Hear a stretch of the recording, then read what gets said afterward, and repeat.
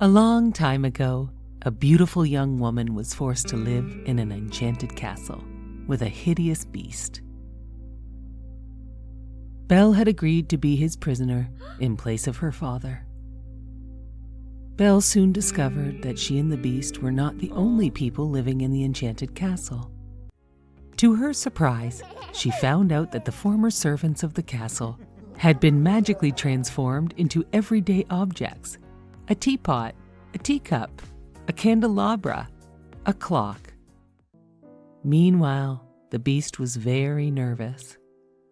A long, long time ago, the evil witch who had turned him from a handsome prince into an ugly beast had warned him that he must learn to love and be loved to break the spell and turn back into a handsome prince. He had lost all hope until he met Belle. He was afraid she would never ever see him as a prince, but only as a monster. "She is so beautiful, and just look at me," he shouted to the servants. Mrs. Potts the Teapot told him, "You must help her see past all that," she said. The candelabra agreed with Mrs. Potts. They told the beast to be a gentleman, compliment her, be kind, gentle, and sincere, but mostly to control his temper.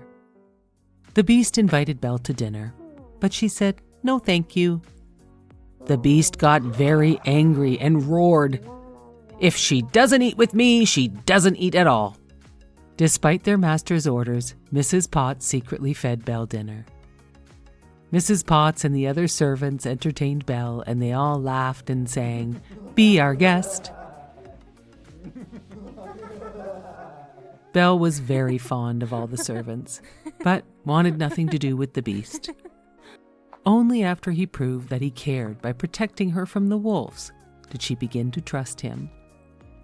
Slowly over time, they became friends.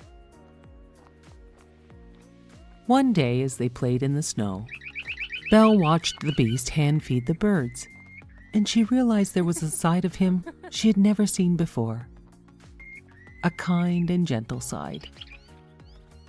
The beast was so happy that Belle was no longer afraid of him. The beast wanted to give Belle a special gift for bringing happiness back into his life. He asked Belle to cover her eyes, and he led her into an enormous library. Belle could not believe her eyes when she saw all of the books. "They're all yours," said the beast.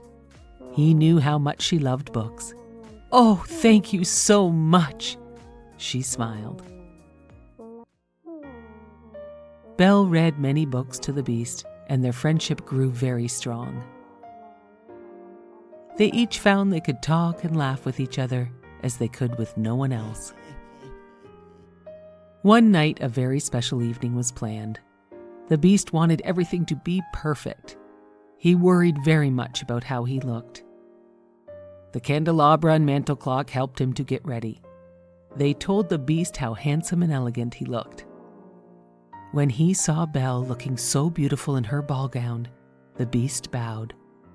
At dinner, the beast was the perfect gentleman, and when Mrs. Potts began to sing a love song, the beast asked Belle to dance. She said yes, and they danced in each other's arms. The servants watching from the doorway were so happy for the beast. They would not have guessed that the beast's love for Belle would send her away, but he told Belle she was free to go. He could no longer keep her a prisoner. Belle left to visit her sick father. The beast's heart was broken. Villagers attacked his castle and he could not fight. He let them come in. Belle realized she belonged with the beast and returned to find him. Belle found the beast wounded and dying. "At least I get to see you one last time," said the beast, gazing into Belle's eyes.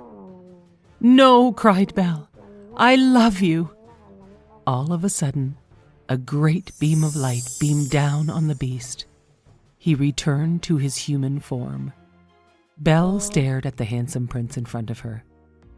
"Belle, it's me," he assured her. Looking deep into his eyes, she saw her friend's gentleness and love.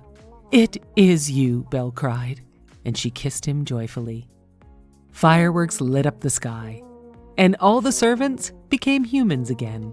To celebrate this great event, the prince and Belle had a fantastic ball in their shining perfect castle. Belle wore her stunning evening gown, and the prince looked handsome and dashing. All the servant friends attended the grand ball as well. Belle and the prince danced in each other's arms all night. It was very clear for all to see how much they were in love. Belle and the prince lived happily ever after.